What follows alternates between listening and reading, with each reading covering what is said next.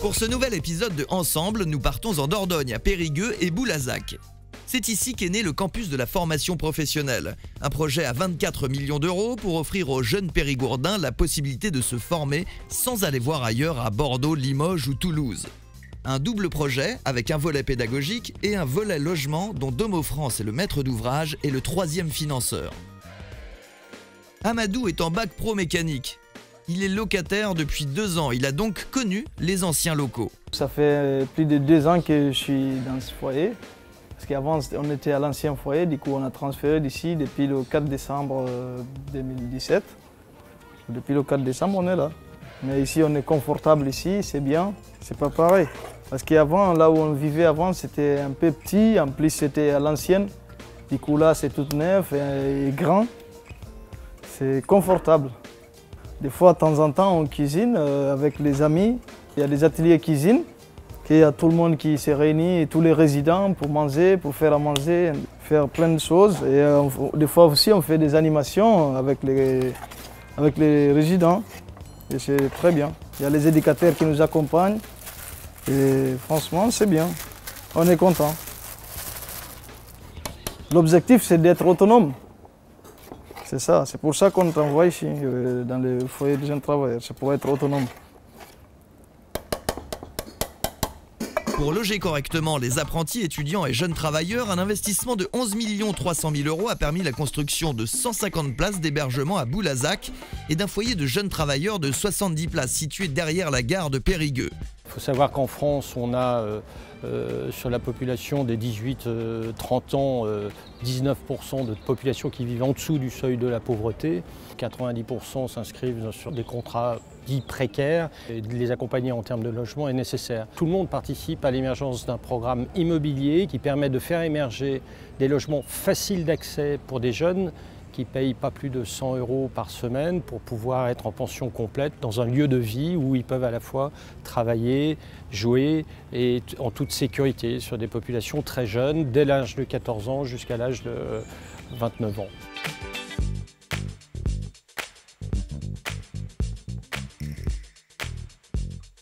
Au-delà des métropoles qui sont attractives naturellement, et c'est comme ça, on ne pourra pas changer le cours des choses, il faut que l'ensemble des territoires disposent d'outils en capacité de produire de la formation de qualité. Mais pour produire de la formation de qualité, il faut un hébergement à proximité.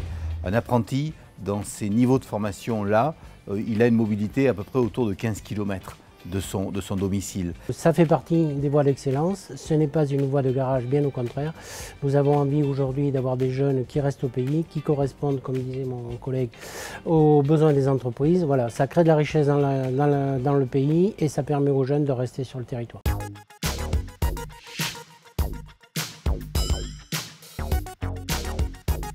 Soraya a 24 ans, elle est locataire au foyer des jeunes travailleurs depuis le mois d'avril. Auparavant, elle était en colocation à Périgueux. Voilà, entrée, je vais vous faire visiter du coup mon chez-moi. Et là, il y a le coin chambre du coup, bureau si j'ai besoin de travailler, ce qui peut m'arriver souvent quand même, hein, vu mon travail. La cuisine et toute une grande salle de bain. Alors là, ça c'est parfait, ça c'est la touche charme, hein. C'est la grande salle de bain, vraiment très grande salle de bain. Mon problème principal en tant que jeune travailleuse qui rentre dans la vie active, ça a été de trouver un appartement proche du centre-ville, avec tous les avantages pour un jeune qui n'a pas le permis et à moindre coût. Voilà.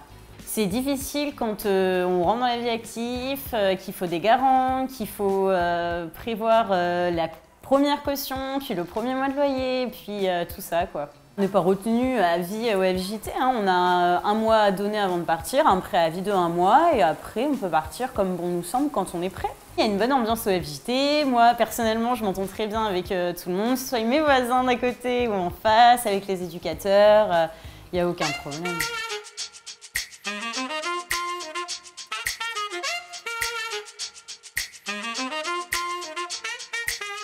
Pour Domo France, cette opération était essentielle car elle permettait de lutter contre la fracture territoriale sur un département qui a un vrai besoin de réponse pour ces jeunes. Et la collaboration avec la Chambre des métiers, la Chambre de commerce et la région ont permis d'apporter une triple réponse. 2 foyers de jeunes travailleurs et une résidence à vocation sociale, un enjeu réussi et ce n'était pas gagné d'avance.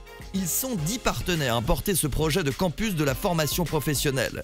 L'État, la région Nouvelle-Aquitaine, Domo France, la Caisse d'allocation familiale, le département, le Grand Périgueux, les villes de Périgueux et de Boulazac, la Chambre de commerce et d'industrie et la Chambre de métiers et de l'artisanat.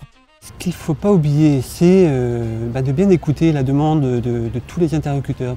Au fur et à mesure qu'on avançait, il fallait pouvoir associer à la fois cette ouverture sur le campus, sur la ville, et faire le lien entre la ville et le programme. À la fois lumineux, qui soit agréable, assez neutre, avec un peu de personnalité. Tout le mobilier est conçu comme une sorte d'événement qui se rentre, qui se plie. Tout est vraiment adapté en domotique et en participation avec tous les élèves qui habitent ici. Donc aujourd'hui, si vous regardez bien cette façade, elle est comme un damier dans le site, justement pour fausser un peu cette notion d'une fenêtre, une chambre.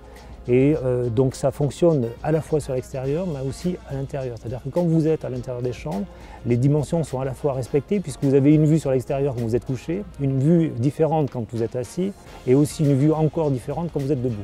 On sent bien qu'il y avait une réelle attente, donc c'est beaucoup d'énergie, beaucoup de temps passé. Ça fait du bien de savoir que le projet aboutisse et que tout le monde soit content. Ça fait partie de la noblesse de notre job.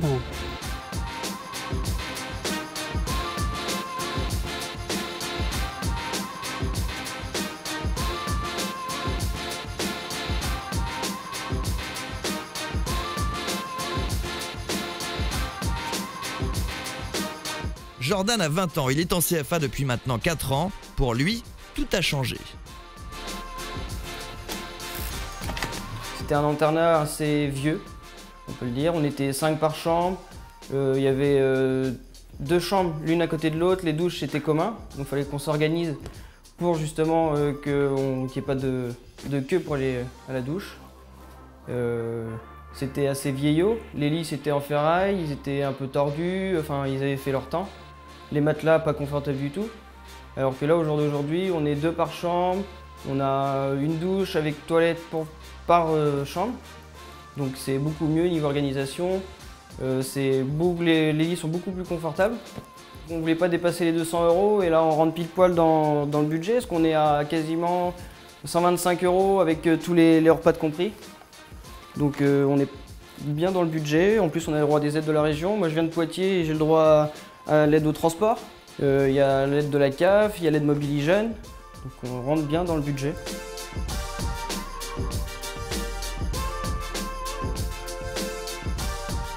Toujours il y a une relation culturelle difficile en France avec l'apprentissage. Donc il faut changer l'image de ce métier. C'est une filière d'excellence. Et il faut qu'on développe l'apprentissage dans les lycées professionnels. Il faut qu'on rénove les plateaux techniques. Il faut qu'on développe le logement, il faut qu'on accompagne en mobilité, qu'on participe au financement du permis de conduire, de la boîte à outils. Bref, c'est un ensemble qui prend en compte le jeune, sa famille, les enseignants. C'est la complémentarité. On développe l'apprentissage, on reconstruit le campus des métiers et en même temps on développe le logement des jeunes.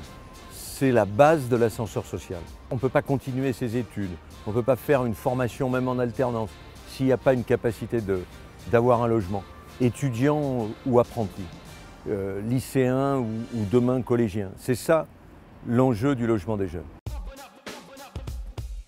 Clara et Cassie sont élèves en seconde professionnelle.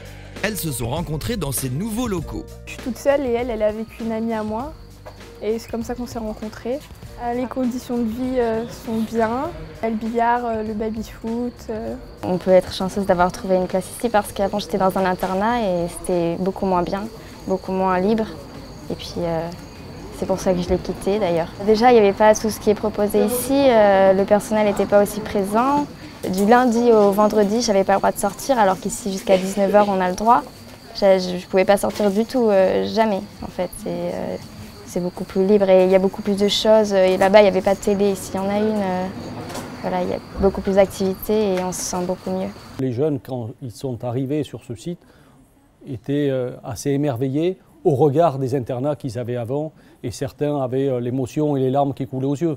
Donc c'est la plus grande réussite, à la fois pour le choix des collectivités territoriales et à la fois pour nos équipes. Et donc espérons que les prochains soient également une réponse à un tel niveau.